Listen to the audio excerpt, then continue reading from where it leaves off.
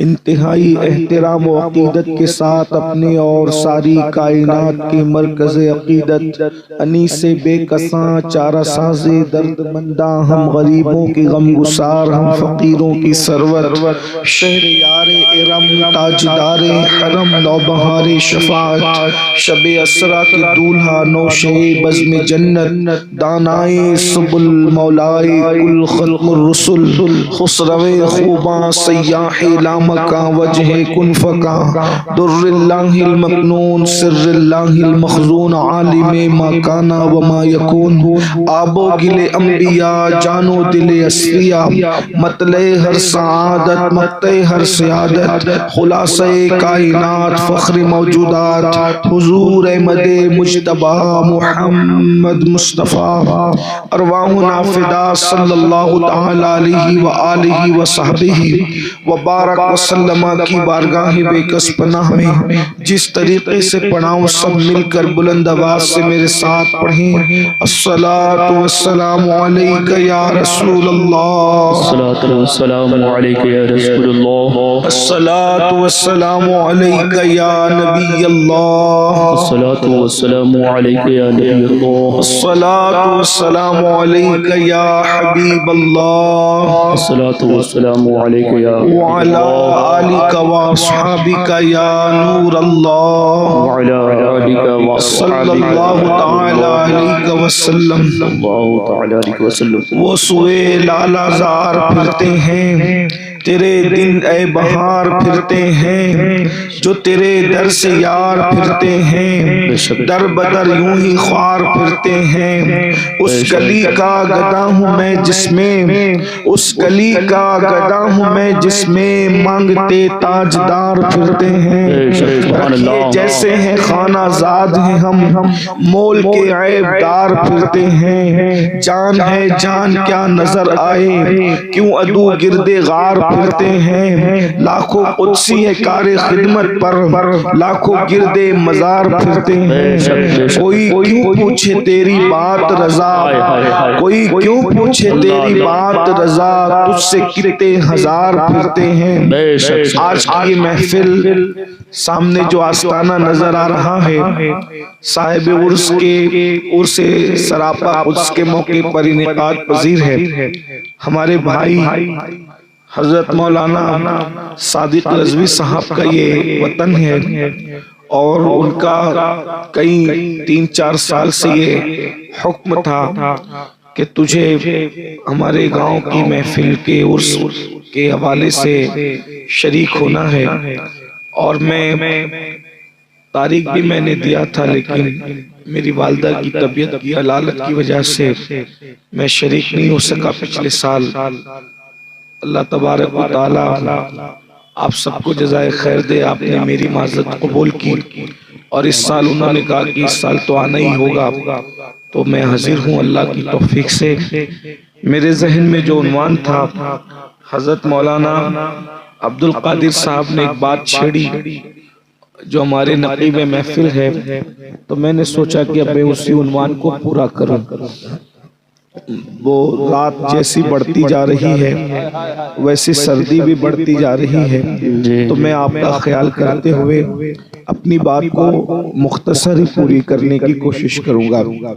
دیکھیے ابھی مولانا نے بتایا کہ جب وہ مزار نیچے ہو تو ہم لوگ پیر لٹکا کر نہیں بیٹھتے، کوئی ناجائز و حرام نہیں ہے، حالانکہ مزار تو کئی فٹ نیچے ہے، تو وہ نیچے اوپر والا معاملہ نہیں ہے، یعنی ہم جو کر سکتے ہیں، مزار کئی فٹ نیچے تم خندق کھود تو کر تو چل نہیں سکتے، لیکن ہمارے بزرگوں کا طریقہ یہ ہے کہ اوپر بیٹھیں لیکن پیر سمیٹ کر بیٹھیں، لیکن اگر کوئی پیر لٹکا کے بیٹھتا ہے تو وہ ناجائز بھی نہیں ہے، حرام بھی نہیں ہے، وہ گنہگار بھی نہیں ہے، صرف یہ ادب کا تقاضا ہے، اور ادب بس اب سمجھ لو کہ چند ہی باتیں، 1000 سال کی محنتیں انسان کو اس مقام پر نہیں پہنچاتی جہاں انسان کو ادب پہنچاتا ہے۔ آج کی پوری گفتگو دو تین عنوانات پر ہی ہوگی، دو تین پوائنٹ پر، لیکن اس کا مرکزی محور ادب ہوگا۔ ادب، ادب نے ہی کسی کو کچھ بنایا ہے، جی بے شک، یعنی جتنے بھی لوگ بڑے بنے ہیں وہ صرف ادب کی وجہ سے۔ بے ادب دنیا کا مال تو کما سکتا ہے لیکن کچھ بن نہیں سکتا۔ اور یاد رکھنا، مال کمانا الگ چیز ہے اور کچھ بن جانا الگ چیز ہے۔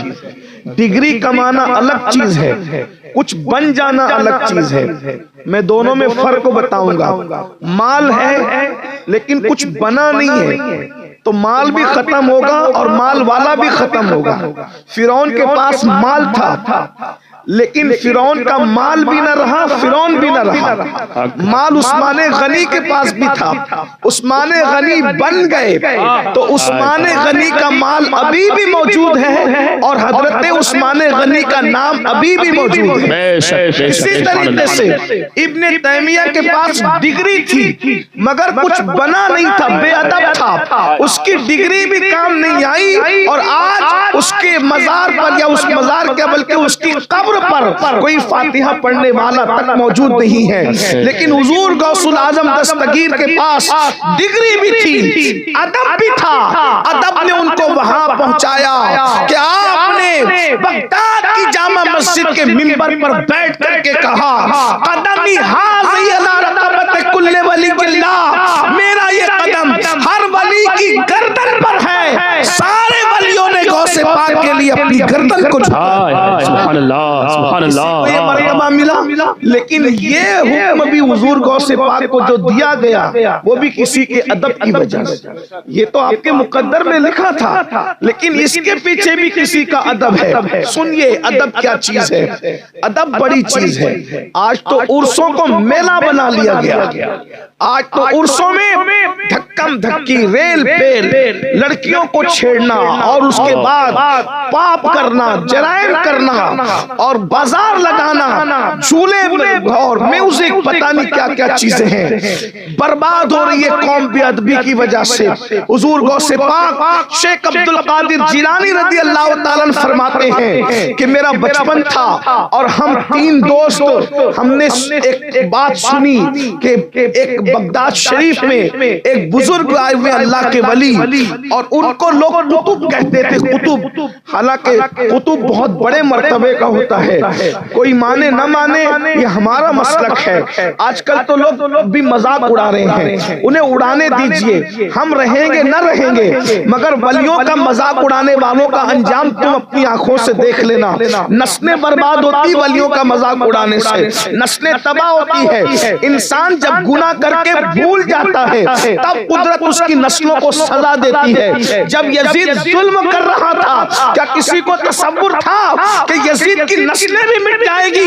اللہ اکبر، اس کے اشارے ابرو پر نبی کی نسل مٹانے کے لیے 22,000 کا لشکر آیا تھا۔ ارے کسی کو کیا یہ تصور تھا کہ جس کے اشارے ابرو پر 22,000 کے لشکر نبی کا گھر مٹانے آ جائیں گے؟ کیا اس کی نسل بھی کوئی مٹا سکے گا؟ کسی کو تصور تھا؟ نہیں تھا، لیکن صرف 3 سال کے اندر دنیا نے دیکھا کہ اللہ اکبر، اس کی حکومت بھی گئی اور 10 سال کے اندر 8 بیٹے چھوڑ کے مرا تھا، ساری نسل ختم ہو گئی اور یزید عبرت بن گیا کہ اللہ والوں سے دشمنی کرو گے نہ نام رہے گا نہ خاندان۔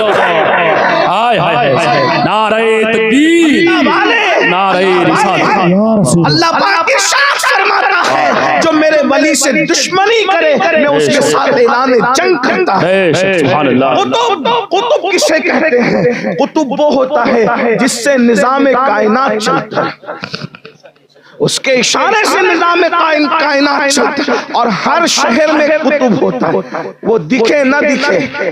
میرے ایک عزیز نے جلسے کے ناظم ہیں، انہوں نے مجھ سے کہا سید صاحب ولی نہیں دکھتے۔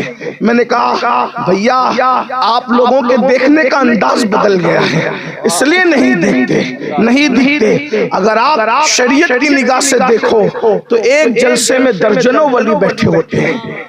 اللہ کے رسول کی حدیث ہے جہاں 40 مومن جمع ہو جائیں ان میں ایک اللہ کا ولی ہوتا ہے.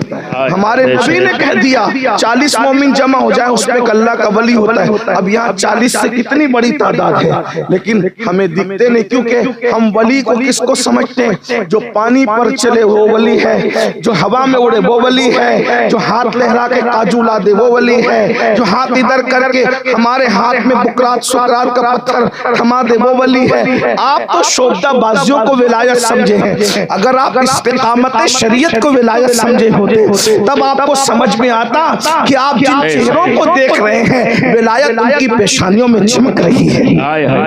آپ کیا سمجھتے ہیں؟ اللہ اکبر. نظریں بدل گئی تو نظارے بدل گئے. حضور تاج الشریعہ نے کہا تھا غیر اپنے ہو گئے تو ہمارے بدل گئے, نظریں بدل گئی تو نظارے بدل گئے. پھر کیا کہیے گا, کس سے شکایت کیجئے گا؟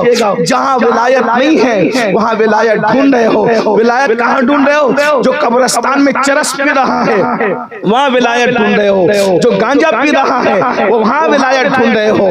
جو ننگا دھڑنگا بازاروں میں گھوم رہا ہے وہاں ولایت ڈھونڈ رہے ہو. اور جہاں استقامت شریعت کے حوالے سے ہے ان لوگوں کو کہتے ہو ان کو طریقت کی کیا خبر ہے. ارے نادان, اللہ اکبر. جو شریعت پر ڈٹے اور اس کو طریقت کی خبر نہ ہو یہ بالکل ایسے ہی ہے جیسے معاذ اللہ آپ دن کے اجالے میں سورج کا انکار کر رہے ہیں. میرے پیارے آقا علیہ السلام کے پیارے دیوانوں بہرحال تو کتب آئے ہوئے تھے. سرکار غوث پاک فرماتے میرا بچپنا ہی تھا, میں نے دوستوں سے کہا چلو یار وہ کتب صاحب سے چل کر کے ملتے ہیں, کتب صاحب سے چل کر ملاقات کرتے ہیں. اب بچے تو بچے ہوتے ہیں, بچپنا تو بچپنا ہوتا ہے. اللہ اکبر. دو دوست ساتھ ہو گئے. ایک نے کہا اس کتب سے میں ایسا سوال کروں گا کہ وہ میرے سوال کا جواب نہیں دے پائے گا. اللہ اکبر. یاد رکھنا اچھی طرح آپ سے بھی کہتا ہوں اللہ والوں سے ملا کرو تو ادب سے ملا کرو, بکراتی نہ کیا کرو, ہوشیاری نہ کیا کرو. آج کل کے چھوکرے کسی کو گنتے ہی نہیں ہے. اس نے بھی نہیں گنا, اس نے کہا غوث پاک کا دوست تھا, کہا کہ ایسا سوال کروں گا وہ جواب ہی نہیں دے پائے گا. دوسرے نے کہا میں بھی کچھ سوال پوچھ لوں گا. مرشد غوث پاک نے کہا ہم اللہ والوں سے کب سوال کرنے لگے, ہم تو صرف ان کی زیارت کریں گے اور ان کا فیض لیں گے اور ان کی دعائیں لیں گے. ہم بس دعائیں لینے کے لیے آئے ہیں. یہاں میں ایک بات اور عرض کر دوں, آستانے پہ جاتے ہو تو آنکھوں کو CCTV کیمرے بنا کے جاتے ہو. مجاور کیا کر رہا ہے, سجادہ نشین کیا کر رہا ہے, یہ کیا کر رہا ہے, وہ کیا کر رہا ہے. ارے تو اس کو دیکھنے جاتا ہے یا ولی سے فیض دینے جاتا ہے؟ تو جس کو جو نیت لے کے جائے گا تجھے وہی نظر آئے گا. مجاوروں کے عیب دیکھنے جاؤ گے, مجاوروں کے عیب نظر آئیں گے. ولی کے آستانے پر خدا کے جلوے دیکھنے جاؤ گے تو جلوے. ہائے ہائے نعرہ تکبیر, نعرہ رسالت, اور سے مقدس شہزادے غوث اعظم, نعرہ تکبیر. دوسروں کے چکر میں اپنا مقصد فوت کرتے ہیں, دوسروں کے چکر میں کچھ معاملات اللہ پہ چھوڑ دینے چاہیے اور اللہ نے جن کو ذمہ داری دی ان علماء کو چھوڑ دینا چاہیے. اپنا حال یہ کہ 5 کلمے یاد نہیں, مجاوروں کے پیچھے پڑے, درگاہوں کے پیچھے پڑے. بھائی جو غلط کر رہے ہیں علماء ان کی اصلاح کرنے کے لیے کافی. آپ کو کیا ہے, آپ کو تو ابھی یزید اور یجید میں فرق نہیں ہے. کیا بات ہے, آپ حضرات باتیں کرتے ہو, آپ شرک اور شرک میں فرق نہیں کر پاتے ہو تو آپ کہتے ہو یہ وہ چوکھٹ چونڈی تو شرک ہو گیا. بھائی پہلے شرک اور شرک میں فرق کرنا تو یہ کیا بدتمیزیاں لگا رکھے یوٹیوب کے نابالغ محققین کے چکر میں پڑ کے, کیا بدتمیزیاں لگا رکھے. چوکھٹ چوننا الگ عنوان ہے, سجدہ کرنا الگ عنوان ہے. ہر جھکتی ہوئی پیشانی کو سجدہ نہیں کہتے, ہر جھکی ہوئی پیشانی کو سجدہ نہیں کہتے, ورنہ کوئی چوکھٹ پہ پیشانی جھکاتا ہے اور کون کہاں کہاں جھکتا ہے یہ اپنے آپ میں ڈوب کر کے خود سوچو. کسی کے گھٹنے ولی کی چوکھٹ پہ جھکتے ہیں اور کسی کے گھٹنے کہاں جھکتے ہیں. اگر حیا کا پہرا میری زبان پہ نہ ہوتا تو پھر میں بیان کرتا کہ گھٹنے کہاں ٹیکتے ہو. اگر ہر دیکھتا ہے ذرا اس کا بھی احتساب کر لے. اللہ اکبر. اور یاد جب تیرے گھر میں بکنے والے گٹنوں کا فیض تجھے 9 مہینوں کے بعد ملتا ہے تو اگر ولیوں کے یہاں ادب سے گٹنے بک جائے اس کا فیض زمین پر بھی ملے گا, زمین کے اندر بھی ملے گا. زندہ باد. اللہ اللہ اللہ اللہ. نعرے تکبیر, نعرے رسالت, فیضان امام حسین, خاندان امام حسین, شہزادے مولا کائنات, نعرے حیدری. ہم حیا کی چادر توڑ کے بات نہیں کرنا چاہتے, ورنہ بات یہ ہے کوئی نبی کے نام پہ چومتا ہے, کوئی اولاد کے نام پہ چومتا ہے. بات تو یہی ہے نا, ورنہ ہم باتیں اس طرح نہیں کرتے مناظرانہ انداز میں, مگر لوگوں کو سمجھنا چاہیے. تو عرض کیا کر رہا تھا سرکار غوث پاک میں, ہم تو صرف دعا لیں گے اور کیا باتیں کریں گے ہم ان سے. اور وہ واقعی قطب تھے, جیسے وہ آئے ہوا میں اڑ رہے تھے. اچھا, ہر ہوا میں اڑنے والا قطب ولی نہیں ہوتا, لیکن ولی کو یہ اختیار ضرور ہوتا ہے کہ وہ اڑنا چاہے تو اڑ سکتا ہے, لیکن ولی اس طرح سے بتاتا نہیں. کچھ ولیوں کو اجازت ہوتی ہے, سب کو نہیں ہوتی. تو بہرحال وہ ہوا میں بھی اڑتے تھے. وہ آئے اور اس کو دیکھا جس نے کہا تھا کہ ایسا سوال پوچھوں گا کہ جواب نہیں دے پائے گا, اور فرمایا ادھر آ, تو نے کہا تھا ایسا سوال پوچھے. اس نے پوچھا بھی نہیں, انہوں نے خود سے کہا تو ایسا سوال پوچھے گا میں جواب نہیں دے پاؤں گا. سن, یہ تیرا سوال بھی ہے, تیرا جواب بھی ہے, اور تو نے میری جو ہے وہ بے عزتی کی نا, بے ادبی کی. جا, میری بددعا ہے تیرے لیے کہ تو مرے گا تو کافر ہو کے مرے گا, کفر میں مرے گا. یہ ولی کی بے ادبی تجھے کفر تک لے جائے گی. اور اس کے بعد پھر دوسرے سے کہا تو بھی پوچھے گا, تیری بے ادبی جو چھوٹی ہے. فرمایا تو مرے گا تو دنیا دار ہو کر کے مرے گا. اور فرمایا شہزادے عبد القادر تو نے میرا ادب کیا, جا میری دعا ہے ایک دن تجھ پہ وہ آئے گا کہ تو بغداد کی جامع مسجد کے منبر پہ بیٹھ کے کہے گا میرا یہ قدم ہر ولی کی گردن پر ہے, اور سارے ولی اپنے لیے اپنے گردن کو تیرے لیے جھکا دیں گے. تیرے قدم کے لیے ہر ولی گردن کو جھکا دے گا. غوث پاک فرمایا کرتے تھے الحمدللہ یہ اس ولی کی دعا کی برکت ہے کہ ہم نے کہا ہمارا قدم ہر ولی کی گردن پر ہے, اور سارے ولیوں نے اپنی گردن کو جھکا. ادب کی برکتیں یہ ہوتی ہے. ادب بڑی چیز ہے, ہزاروں سال کی محنت وہاں نہیں پہنچاتی جہاں ادب پہنچاتا ہے. اس لیے علماء کا ادب کرو, اولیاء کا ادب کرو, ماں باپ کا ادب کرو, بزرگوں کا ادب کرو, نبیوں کا ادب کرو, رسولوں کا ادب کرو. اپنے مذہب میں تو روٹی کا بھی ادب ہے بھائی, ہمارے مذہب میں روٹی کا بھی ادب ہے. خود اللہ کے رسول علیہ السلام نے زمین پہ روٹی کا ٹکڑا پڑا ہوا دیکھا تو اٹھایا اور اس کو صاف کیا, اور صاف کر کے فرمایا عائشہ یہ روٹی زمین پہ پڑی ہوئی ہے. پھر فرمایا عائشہ سنو, یہ روٹی کی عزت کرنا سیکھو. ایک مرتبہ روٹی جس سے روٹ کر کے چلی گئی دوبارہ پھر کبھی اس کے گھر لوٹ کر کے نہیں آئی. یہ روٹی کی, جس مذہب میں روٹی کی عزت ہو اس مذہب میں اللہ کے ولی کی عزت نہیں ہوگی. یہ ولی کون ہے؟ یہ اللہ کا دوست ہوتا ہے. ولی اپنی راتیں اللہ کی ہم نشینی میں گزارتا ہے. یہ ہم نشینی کا ترجمہ ہم کیا کر پائیں گے؟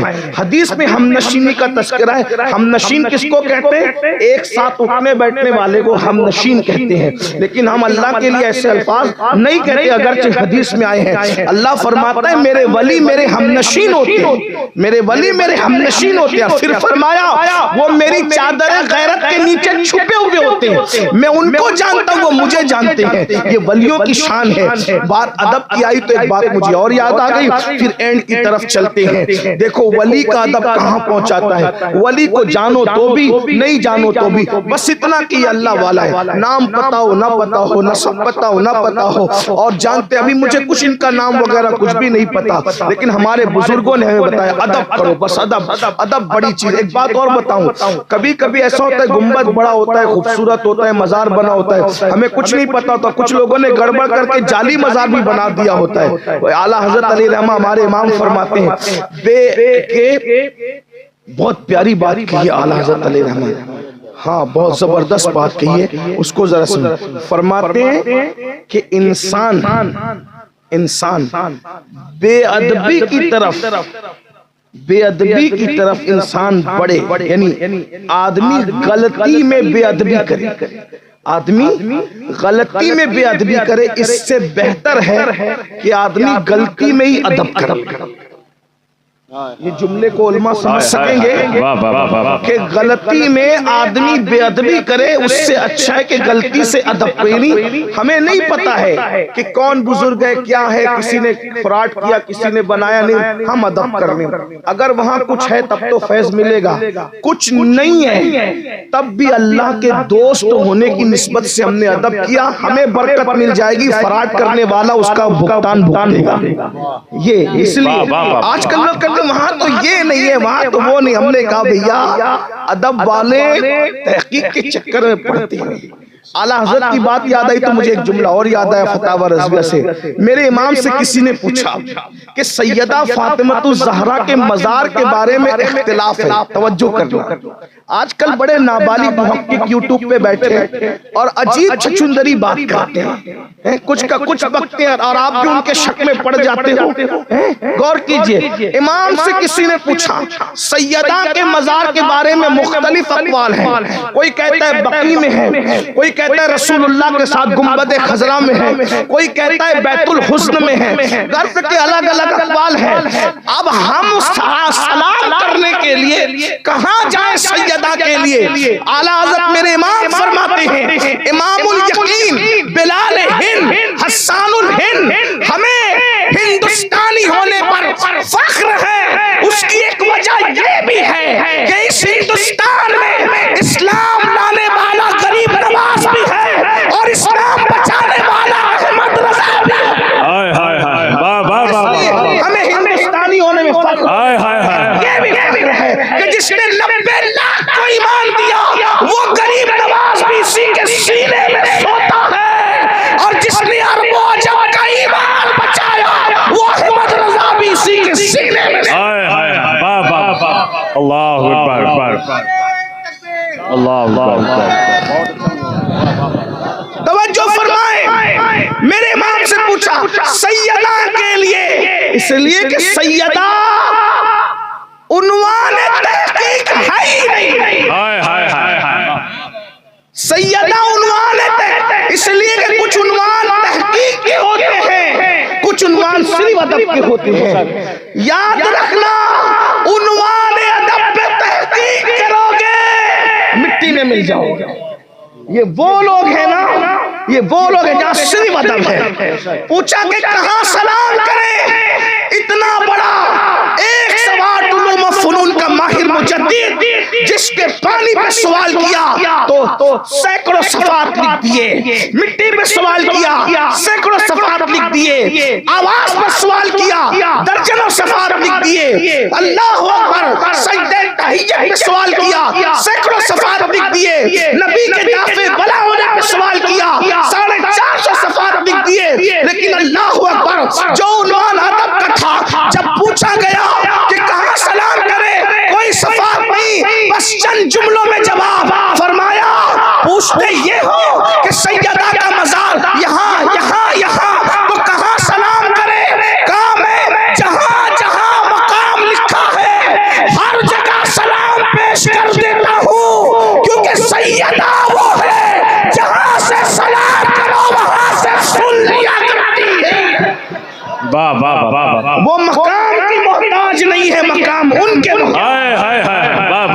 یہ ہوتے ہیں ادب کے تقاضے ادب ہی ہو۔ اسی لیے تو امام احمد رضا کی فکر ہمیں پسند ہے کہ یہ افکار ہمیں مدینہ منورہ تک لے جاتے ہیں۔ تو میں بات کر رہا تھا ادب کی، دو باتیں کروں گا اور بات پوری کروں گا۔ ادب وہاں تک لے جاتے ہیں، ادب بڑی چیز ہے، ادب بڑی چیز۔ ایک مرتبہ بغداد معلیٰ میں ایک غلام کو ایک بادشاہ کا غلام تھا، بادشاہ نے حکم دیا شمس الدین جلدی جا بیٹا اور فلاں کام کر کیا۔ ہم بھی عام طور پہ چھوکروں کو لڑکوں کو کوئی کام دیتے ہیں تو بچے مچل کر کہتے ہیں کہ ذرا تیز رفتار سواری دے دیں، بائک دے دیں آپ کی، تو میں جلدی سے، میرے پاس تو سائیکل ہے، بائک دے دیں تو جلدی سے آپ جلدی کر دیں، جلدی آ جاؤں گا۔ بادشاہ نے اپنے غلام کو کہا شمس الدین ذرا جلدی سے کام نپٹا کیا۔ اس نے کہا اگر جلدی جانا ہے عربی گھوڑا دے دیجئے۔ غلاموں کو عربی گھوڑے نہیں ملتے تھے، لیکن غلام نے کہا عربی گھوڑا دے دیجئے۔ بادشاہ نے ایک دل تھا، کہا عربی گھوڑا دے دیجئے، میں کام نپٹا کے آتا ہوں۔ عربی گھوڑے پہ غلام بیٹھا، کتنا اترا رہا ہوگا بھائی۔ چھوٹے بچوں کو اگر کبھی بائک نہ ملے، ان کو جب بائک ملتی تو ایسا لگتا ہے کہ وہ زمین پہ نہیں بلکہ آسمانوں پہ بائک چلانے نا۔ بچوں کو جب بائک ملتی ہے تو ان کا اپنا ایک انداز ہوتا ہے۔ اب غلام کو عربی گھوڑا ملا تو اس کا کیا انداز ہوگا؟ غلام عربی گھوڑے پہ بیٹھا، دیکھا ایک چبوترے پہ 3 ولی بیٹھے ہوئے ہیں، اور 3 ولی کون کون سے؟ سبحان اللہ، میرے امام سلسلہ سہروردیہ کے امام سلسلہ سہروردیت شیخ الشیوخ شیخ شہاب الدین عمر سہروردی چبوترے میں بیٹھے ہیں۔ ان کے بازو میں میرے مرشد قطب الاقطاب سرکار قطب الدین بختیار کاکی بیٹھے ہوئے ہیں، اور اس کے ساتھ ساتھ شیخ نجم الدین وہاں پر موجود ہے۔ 3 ولی ایک ساتھ چبوترے بیٹھے ہیں۔ وہ لڑکا جو تھا شمس الدین نام کا غلام، اس نے 3 ولیوں کو دیکھا، اور دیکھنے کے بعد سوچا یہ نیچے بیٹھے ہیں چبوترے پہ اور میں عربی گھوڑے پہ۔ جیسی نظر پڑی نیچے اترا، عربی گھوڑے کی لگام پکڑی۔ دیر ہوتی ہے تو ہوتی رہے، بادشاہ سے ڈانٹ سننا ہے تو سن لیں گے، ارے چابوک کی پڑیں گے، ڈانٹ پڑیں گے، اور کیا ہوگا؟ زیادہ سے زیادہ بادشاہ ناراض ہو کے قتل کر دے گا۔ لیکن اللہ والے نیچے بیٹھے، میں نے اوپر نہیں بیٹھنا۔ اس نے لگام پکڑی، جوتے تک اتار دیے، اور جوتے اتارنے کے بعد اس نے جوتے ہاتھ میں لیے، اور جتنی دیر تک اللہ والے نظر آئے ان کو جھک کر کے سلام کیا، اللہ اکبر، تینوں کو سلام کیا، اور سلام کر کے جہاں تک وہ دکھتے تھے پیدل گھوڑے سے اتر کر کے سواری سے اتر کر کے گیا، اور جب وہ دکھنا بند ہو گئے تو پھر سواری پر بیٹھ گیا۔ یہ منظر دیکھ کر خواجہ قطب الدین بختیار کاکی نے کہا، عین شباب تھا، جوانی کا عالم تھا، میں دلی کا بادشاہ جا رہا ہے۔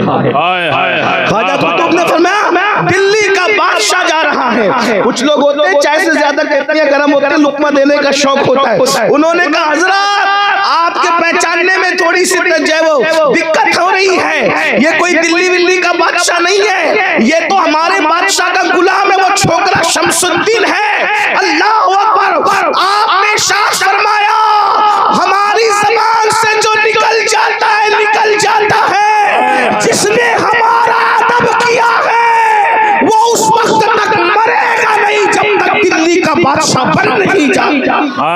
نعرے تکبیر۔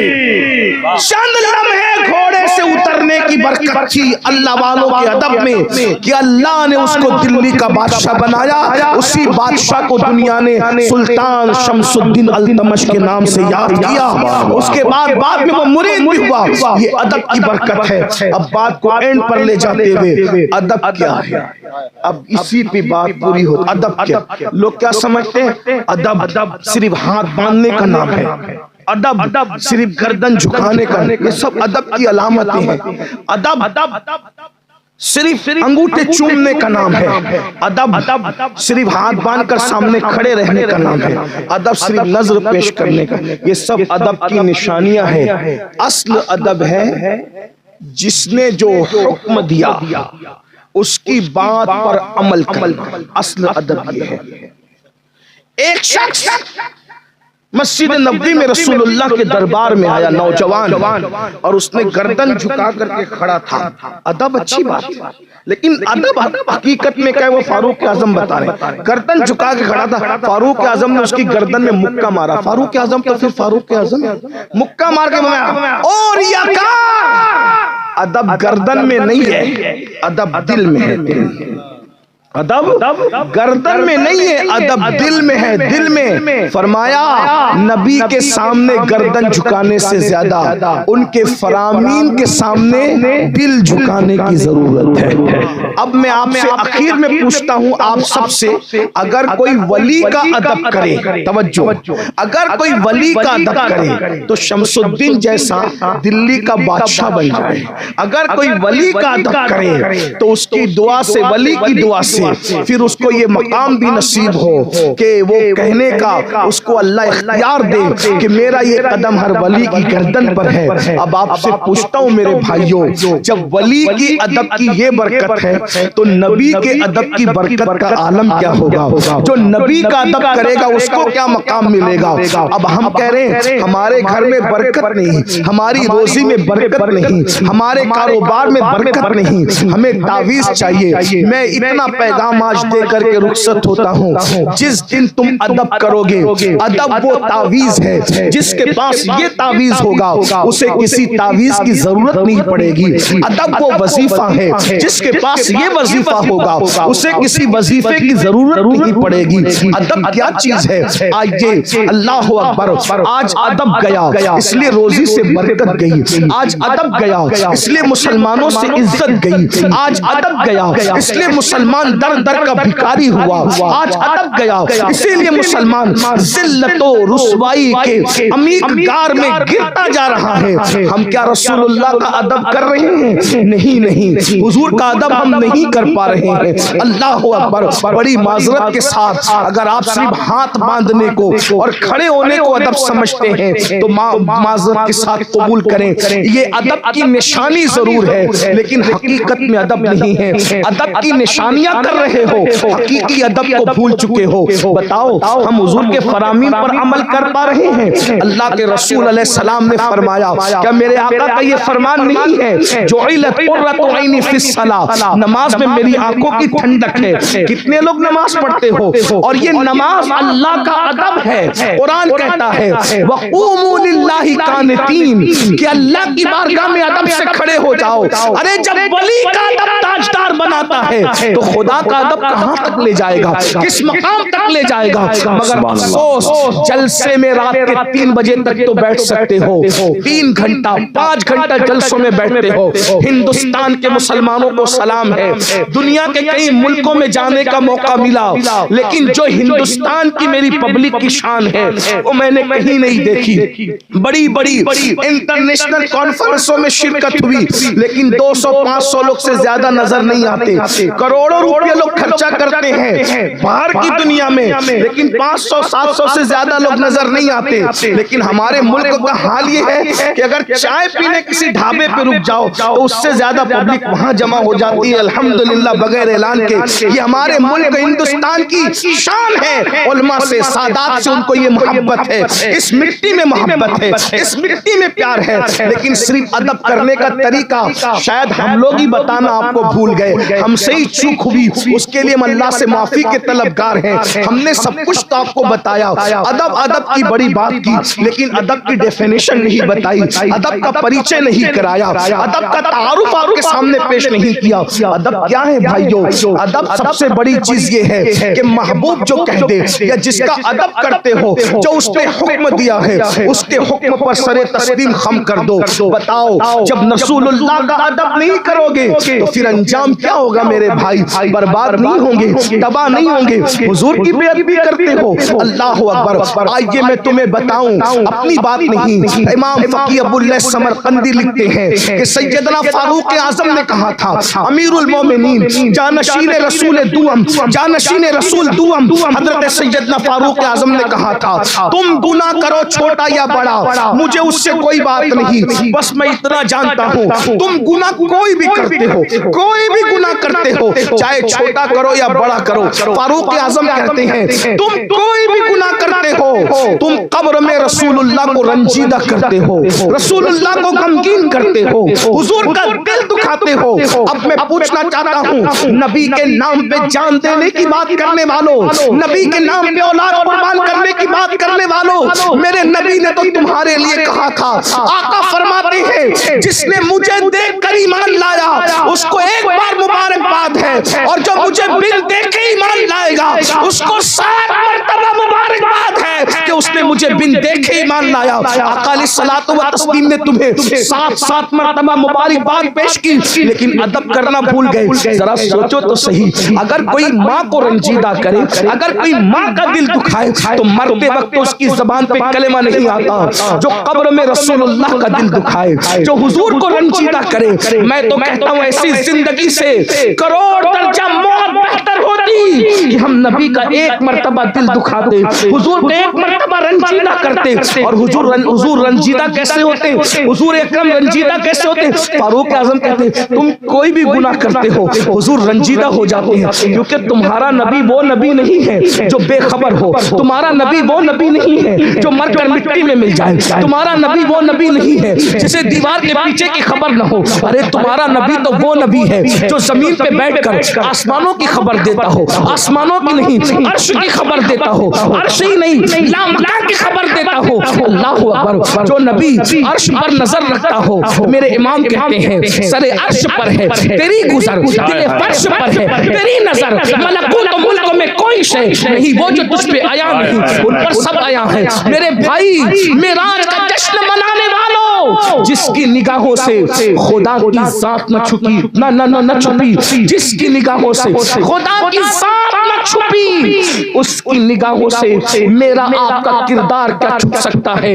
ہم کیوں مکاریاں کر رہے ہیں؟ ہم کیوں منافقت کر رہے ہیں؟ ہم کیوں دورنگی پن کر رہے ہیں؟ مولانا عبد القادر دیکھ رہے ہیں تو کھڑے ہو کے پانی نہیں پیتے، صادق رضوی دیکھ رہے ہیں تو گٹکا نہیں کھاتے، جامع مسجد کے امام صاحب دیکھ رہے ہیں سگریٹ نہیں پیتے، اور رسول اللہ دیکھ رہے ہیں پھر بھی فجر کی نماز میں سوتے پڑے ہو، رسول اللہ دیکھ رہے ہیں پھر بھی زنا کر رہے ہو، رسول اللہ دیکھ رہے ہیں پھر بھی حرام کام کر رہے ہو، رسول اللہ دیکھ رہے ہیں پھر بھی عورتوں پہ پاپ کی نظر ڈال رہے ہو، رسول اللہ دیکھ رہے ہیں پھر بھی عورتوں پہ ظلم کر رہے ہو. بتاؤ کتنا نبی کا دل دکھاؤ گے؟ نبی کے دل کو کتنی تکلیف پہنچاؤ گے؟ رسول اللہ کے دل کو کتنی اذیت پہنچاؤ گے؟ کم سے کم اگر تم کوئی بھی گناہ نہیں کرتے، صرف نماز نہیں پڑھتے، تو ایک دن میں رسول اللہ کو 5 بار رنجیدہ کرتے ہو، 5 بار نبی کو دکھی کرتے ہو. ذرا غور کیجئے، کتنے بھی نیک ہو بھائیو، کتنے بھی پرہیزگار ہو، مخیر قوم و ملت ہو، حاجی ہو، نمازی ہو، عالم ہو، خطیب ہو، ادیب ہو، سید ہو، پیر ہو، پٹھان ہو، کچھ بھی ہو، لیکن اگر تم نمازی نہیں ہو تو ایک دن میں 5 بار رسول اللہ کا دل دکھا رہے ہو، وہ ایک دن میں 5 بار. اور ایک بات کہوں آپ سے، یہ میرے دل کا درد ہے، اختتام پہ آپ کے سامنے بیان کر رہا ہوں. حضور کو طائف میں جو پتھر مارے جاتے ہیں وہ صرف حضور کے جسم کو زخمی کرتے ہیں، لیکن ہمارے گناہ حضور کے دل کو زخمی کرتے ہیں، آقا کے دل کو تکلیف پہنچاتے ہیں. اب بتاؤ، لاکھوں روپے خرچ کر کے جلسہ کرنے والوں 10 منٹ کی نیند قربان کر کے مسجد میں نہیں آ سکتے. یہ علماء شکایت کرتے ہیں ہماری قوم نماز نہیں پڑھ رہی، مسجد میں نہیں آ رہی ہے. جلسوں میں تو آ رہے ہو، مسجد میں نہیں آ رہے ہو. یاد رکھنا، اگر کسی نے تم کو یہ سبق پڑھایا ہے، میرے ذہن میں کوئی ٹارگٹ نہیں ہے، اللہ کی قسم اٹھا کے کہتا ہوں کہ کسی سنی کو ٹارگٹ کر کے تقریر کرنے کو حرام سمجھتا ہوں، لیکن یہ بات میں کہہ جا رہا ہوں عرص میں آنے والوں، اگر تمہیں کسی نے یہ سبق پڑھایا ہے کہ تم بہت بڑے پیر کے مرید ہو، نماز نہیں بھی پڑھو گے تو تم جنت میں جاؤ گے، یہ جھوٹ ہے، یہ مکر ہے، یہ فریب ہے، یہ دجل ہے. وہ دجال ہے، دجال جو نماز کی مخالفت کرتا ہے، اپنے وقت کا دجال اعظم ہے، دجال سے پہلے کا دجال ہے. واللہ اگر نماز پڑھے بغیر جنت ملتی تو اللہ کے رسول علیہ السلام یہ کیوں فرماتے، جو قرۃ عینی فی الصلاۃ، نماز میری آنکھوں کی ٹھنڈک ہے. میں یہ نہیں کہتا کہ صرف نماز سے جنت ملتی، میں یہ کہتا ہوں اللہ کے فضل سے جنت ملتی ہے. لیکن خدا کا فضل کیسے ملتا ہے؟ میرا مسئلہ ہے کہ خدا کے فضل سے جنت ملتی ہے، لیکن فضل خدا کیسے ملتا ہے میں کسی سے نہیں پوچھوں گا، میں قرآن سے پوچھوں. میرے لیے قرآن ہے، حدیث ہے، اپنے اسلاف کی روش ہے. آپ سے پوچھتا ہوں، قرآن سے پوچھو پہلے کہ اللہ کا فضل کیسے ملتا ہے. قرآن کہتا ہے تراہم رکعا سجدا یبتغون فضلا من اللہ ورضوانا. اللہ فرماتا ہے جب تم انہیں دیکھو گے، کن کو؟ صحابہ کو. کن کو؟ صحابہ کو. کن کو؟ رسول اللہ کے عاشقوں کو. آیت اوپر سے آ رہی ہے، محمد الرسول اللہ. توجہ کریں، آپ تک نہیں گئے تو توجہ کریں. محمد الرسول اللہ والذین معہ، محمد اللہ کے رسول ہیں اور جو ان کے ساتھ ہیں.